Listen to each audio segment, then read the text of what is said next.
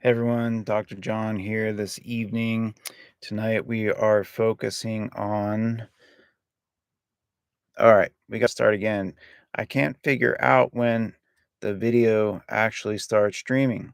So rather than starting all over again, let's just do a new take. Hey everyone, this is Dr. John uh, coming at you with another video of Psych in the Van. You can see it's nighttime today, very warm weather in San Diego this evening. So glad that you're checking out this video. Before I begin, so I wanted to give a shout out to my old teammates from the Institute of Transpersonal Psychology softball team. This shirt's probably something like 15 or more years old at this point, but I'm still wearing it. I'm still remembering all the several championships we won. I don't remember how many, but those were some great times. So tonight, our focus is on my reflections on existential authenticity.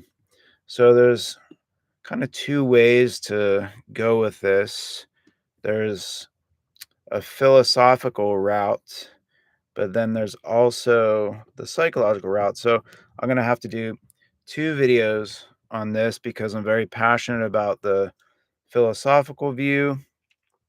But I am a psychologist. Well, my degree is technically a doctorate of philosophy in clinical psychology. So consider myself to be a philosopher, albeit maybe a more self trained one. So, as usual, I did a little bit of AI work here just to lay down some concepts on authenticity from an existential psychology standpoint. Again, we're working within, of course, the limitations of AI, chat GPT specifically. So, give or take, there might be some details that are inaccurate or incorrect, but that's what the comment section is for. And it's really, these videos are educational, and really what I'm doing here is I'm just saying out loud what my process is around learning about authenticity in this case, and just sharing it with you all. So please, dialogue, leave some comments, tell me your thoughts. If you've encountered any interesting takes on authenticity, please share. So let's look at the foundations. So the definition from the existential psychological perspective is authenticity as living in alignment with one's true self, values, and freedom, rather than being governed by external pressures, rigid rules, or avoidance of responsibility. So I think that that is a pretty good definition. In particular, we know we talked in a previous video about the notion of values and freedom. So, authenticity is, of course, to be authentic, you're living in alignment with one's true self, values, and freedom, rather than being controlled, if you will, or influenced, or they use the word governed by external pressures, roles, and avoidance strategies. So, the emphasis here is and of course, we're not going to worry about how to define self because there's many different definitions there. But for the sake of simplicity, we'll just take that as face validity on they're just talking about the true self.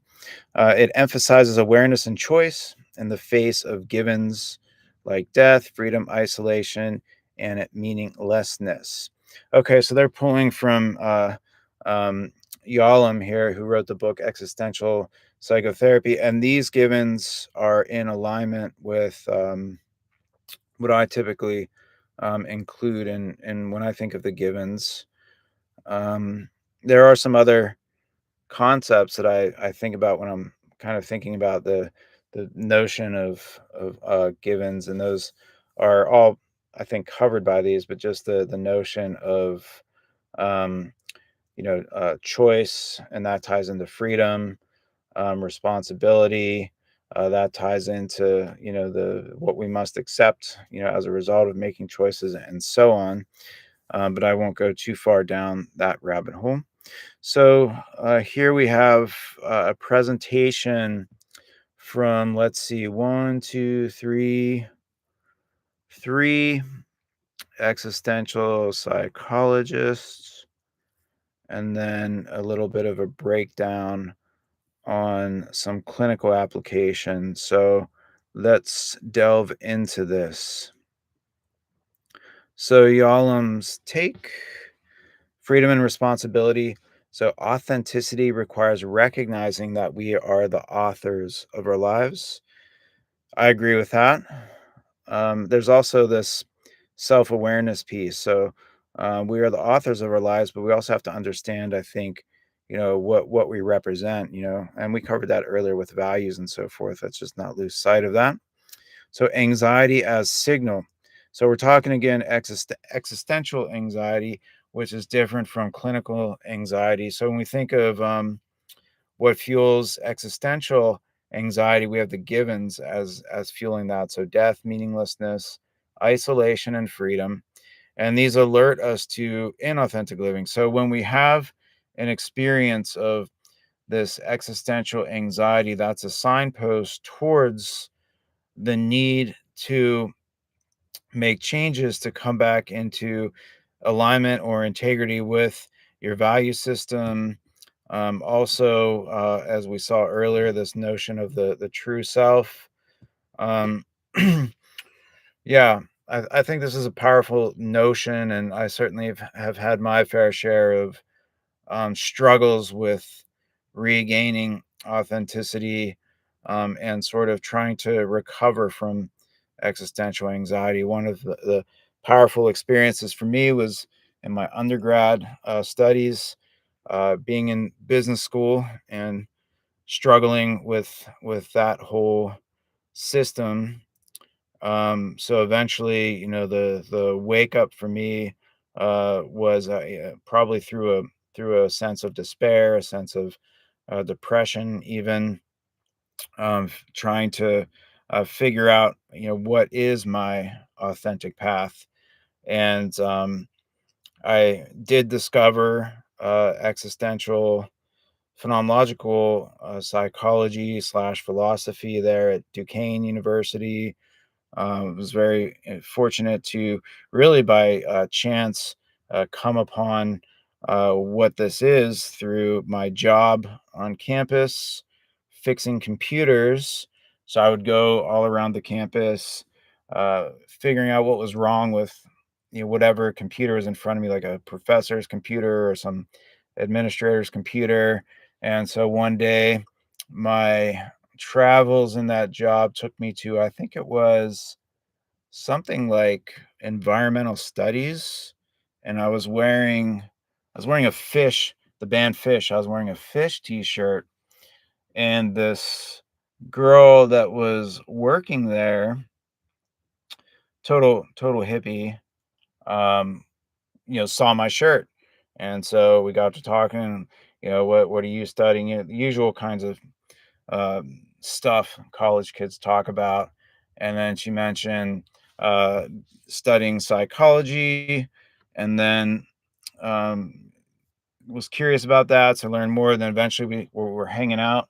And so her roommate was, I don't remember. I remember the girl's name was Ashley. I don't remember her roommate's name, but he was a doctoral candidate at Duquesne studying um, existential, it must have been existential phenomenological psychology, I imagine. So, anyways, they got me turned on to that, and then I became a patient at the training clinic at Duquesne. So I had my first therapy experience from this kind of existential perspective, and I think my therapist's name was Bob, if I remember correctly. Anyways, I digressed, but that's part of the joy of this kind of work. So that's how I got turned on to this, through my own experience of battling with despair and deep depression. And it really ignited a passion that I've been again studying now. That was, gosh, I graduated Duquesne in undergrad 2003, and so that was in my, I think that was in my either junior or senior year. So 23 years or so, I've still still been playing around with all this stuff, and I certainly don't consider myself to be a expert or knowledgeable. I'm very much a student. I just really love this stuff. All right, so the therapeutic goal around, from Yalom's perspective, around authenticity here. So help the client, patient, person, as I always say, um, own their choices, confront existential givens, and live more deliberately. Yeah, I can see that as a goal. Oftentimes in psychotherapy, goals are, need to be specific, measurable. All that SMART goal stuff that you know we have to do sometimes to play the game in the system. But these are great. I think we're all human beings have to take up the action of owning choices, making those choices, not turning away from choices, be in relationship and confrontation with the givens, and yeah, we've got to live with more intention, direct our lives more. So the next psychologist they talk about here is Rollo May. Yeah, Rollo May, I think one of my first learnings, if you will, of existential psychology was a video of Rollo May talking about the subject. Where did I get that video? Must have been at the Duquesne Library. If not there, then would have been at the University of Pittsburgh. But anyway, so he talks about being versus non-being, which reminds me of Heidegger, the philosopher. Authenticity comes from courageously affirming one's being despite awareness of mortality, and the courage to create. I'll delve into these a little bit. I'm just reading the bullet points. And the courage to create authentic individuals, create meaning and identity through engagement rather than conforming or passively absorbing roles. Yeah, this is vital here. So we recognize the um is it a polarity of life and death? But we all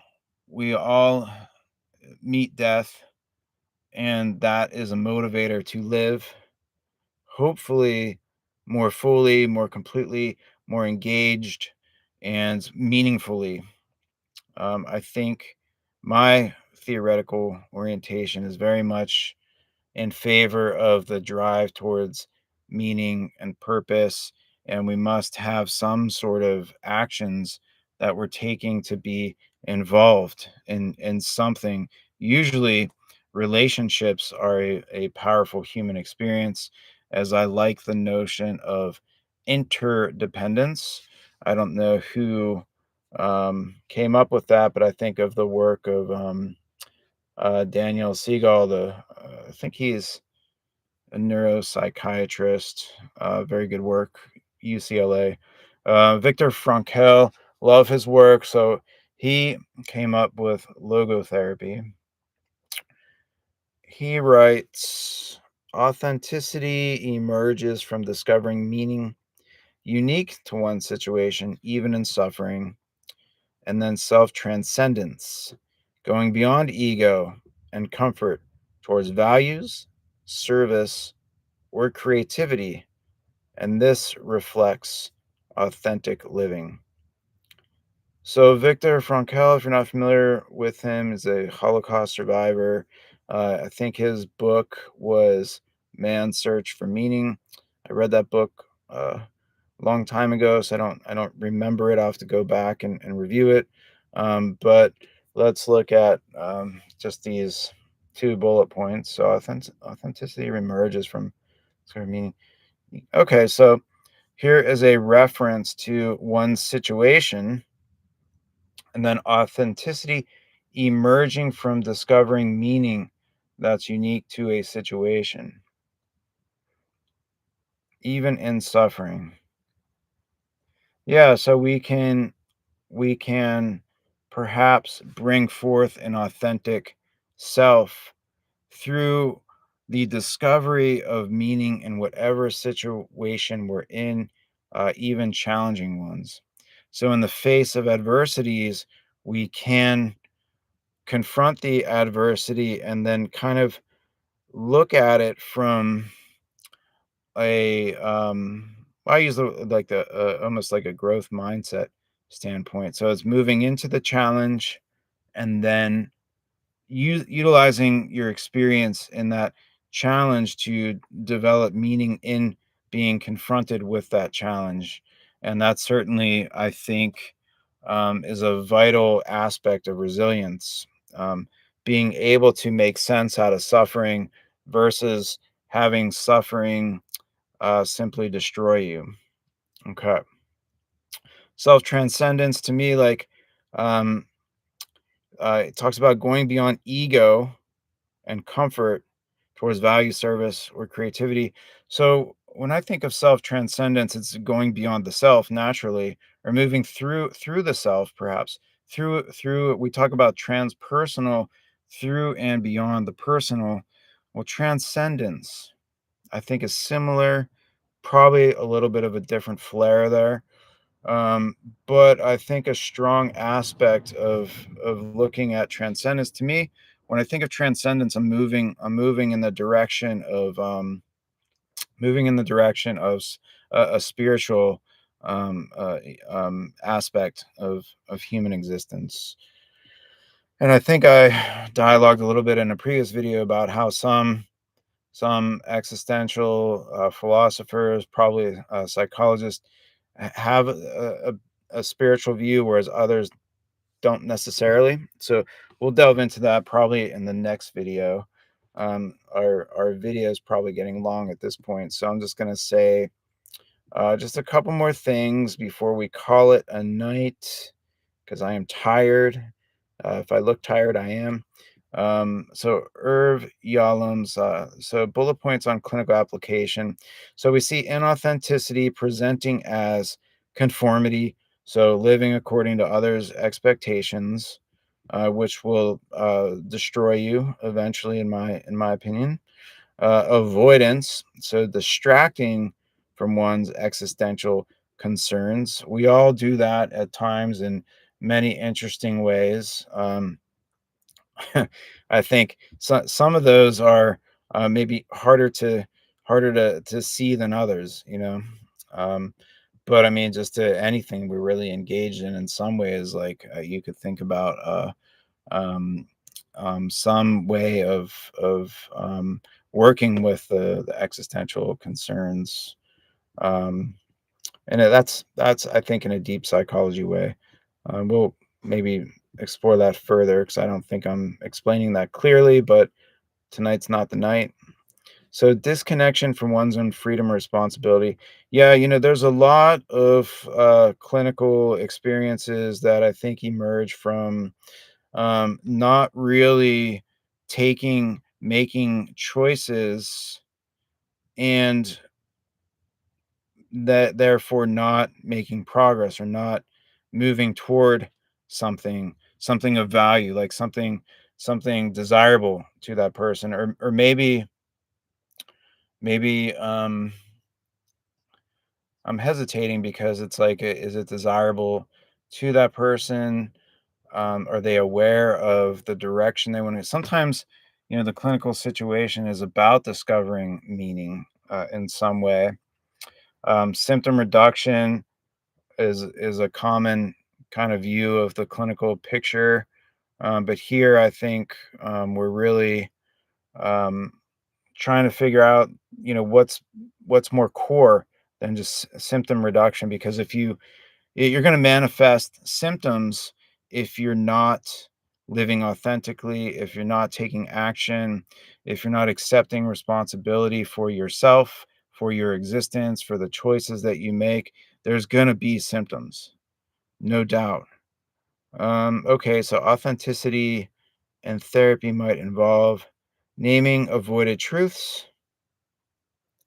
So naming, some people turning away from death, the experience of isolation, loneliness. That's a big one now. Loneliness. I think there's been some popular articles written about that, but really, isolation is a deeply existential concept.